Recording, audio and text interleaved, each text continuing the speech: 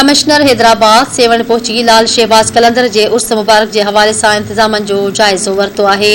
उन मौके ते मीडिया से ॻाल्हाईंदे कमिश्नर हैदराबाद नदीम रहमान मेमुन चयो आहे त कलंदर लाल शहबाज जे उर्स मुबारक के इंतजामन के बेहतर खां बेहतर करण लाइ कोशिशूं कयूं पई वञनि। हुन चयो त लाल शहबाज कलंदर जे मज़ार ते सिक्योरिटी लाइ रेंजर्स जे आला अमलदारनि सां मीटिंग करे इंतजामन के बेहतर बणायो वेंदो। कमिश्नर हैदराबाद जो चवण हो त लाल शहबाज जी दरगाह ते ईंदड़ ज़ाइरीन के मेडिकल जूं सहूलतूं भी फराहम कयूं वेंदियूं। हुन चयो त दरगाह ते लोकल गवर्नमेंट पब्लिक हेल्थ ऐं सिक्योरिटी जे इंतजामन के बेहतर बणाइण लाइ सुभाणे हिक मीटिंग कराई वई आहे, जंहिंमें इंतजामन जो जाइज़ो वठी उन्हनि खे हतमी शिकिल ॾिनी वेंदी।